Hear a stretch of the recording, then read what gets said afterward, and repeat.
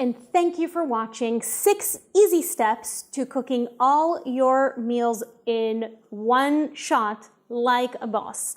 So I have 6 steps that I am going to follow and you are going to follow with me today. So step number 1 is counting all of the meals that you are about to have, and if you're nice, all of the meals that your loved ones will be having with you.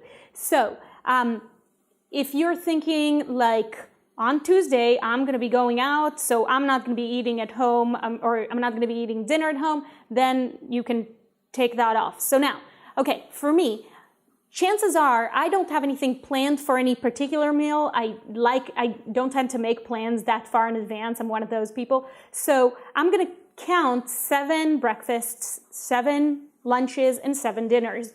I asked my husband on the phone, just take my word for it, whether he wants to join me for any of my meals. He asked whether they were plant-based. I said they were, and he said I'm okay. So with that, so that is how you count your meals. Step 2, pick out all of the meals that you're going to make for the week and write down the ingredients while you're at it. Now, what I do is I'll go online and just copy and paste the ingredients to, let's say, a Word document, and then send it to my iPhone so that when I'm walking around, I already have my list there with me. The one kind of caveat there is sometimes I have to double or half a recipe, so then as I copy the ingredients, I go ahead and do that. So this week, just to let you know, I'm going to be making falafel. I'm going to be making Indian curry lentils. Both those recipes are from the top 10 recipes for 2016 from Forks Over Knives. I'll link them below. I'm going to be making, for dinner, I'm going to be making gazpacho and pad thai and these pumpkin seed lentil herb sausages. If I'm looking down, it is because I'm reading it, because I can't remember it all by heart. And then for breakfast, I'm going to make migas especiales from the book The Engine to Diet, which I will also link below. And lastly, for snacks, I'm going to be eating hummus, which is store-bought, so I'm not going to be making it, and carrots, and my other snack, not together, are apples and chocolate, although it might be interesting. So those are all my meals. Now, what I did was I copied and pasted it, and in fact, through the magic of camera work, film, I have already gone out and shopped for the ingredients. So I went ahead and shopped for the ingredients without you, and that was step 3. So I apologize that I didn't take you with me, but my camera is pretty large and the people in my Whole Foods are pretty judgmental. So now, step 4, and the most important, is cook all the things. So let's go ahead and get started. I'm a little nervous.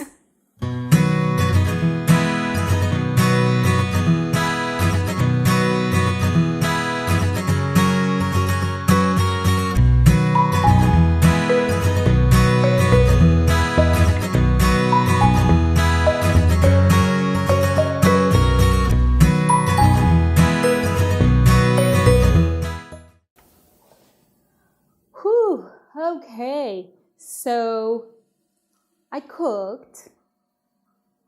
It took a lot of time. I also made juice in an alcoholic beverage. Don't judge. But this is vodka, lemon juice, and rosemary. And this is broccoli stems, carrots, celery, and lime and lemon. If you hear some strange noises, I have closed my dog in his room. He gets entangled in all the lighting and everything. So let me tell you about what I have here. So one of the meals that I wanted to make was gazpacho. So what I did was for every 2 days, I made a box. And basically you throw this whole thing, it's got all the ingredients, but I haven't chopped them up or anything, and you throw the whole thing as it is into the Vitamix, and you give it a blend. So that kind of saves me just a few steps. Now, here is basically a bunch of white or green cabbage that I've chopped up kind of very thinly. And in each one of these boxes is basically the pad thai dressing for this. I wound up realizing that a few of the things I thought I had at my house, I did not. So, I deviated from a lot of the recipes and actually wound up making a few things that were extra.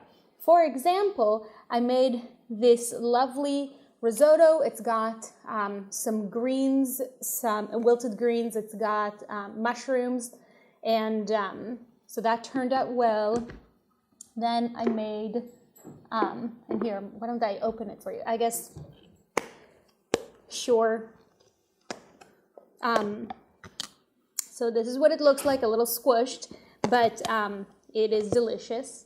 And then I wound up making these falafels that turned out in all sorts of shapes, but I tasted them and they are absolutely delicious, so I will be making that again. Although I will say my wax paper is really stubborn. Tell me if you've had this issue with wax paper. It really wants to stick to the bottom of this. And then I made these vegan sausages.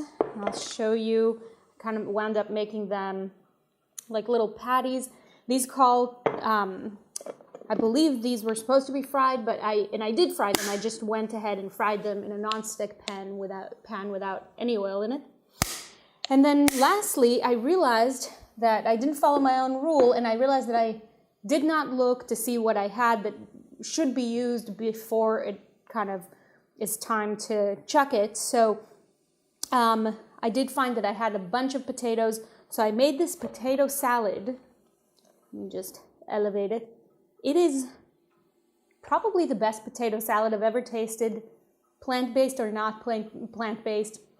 I got it from cleanfooddirtygirl.com, which is an awesome name, and it is the plant-based vegan potato salad, no vegan mayo required, which is true. So, and I could not recommend this enough. I'll definitely throw the link down below. So now, I guess the next step is cleaning. I'm so excited about that. I don't know if you can tell behind me that I've already kind of started, but not quite enough.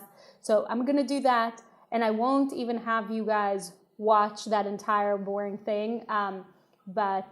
So I'll just let you go now. But thank you so much for watching. Subscribe, and hit me with any questions or comments. Thanks so much. Bye-bye.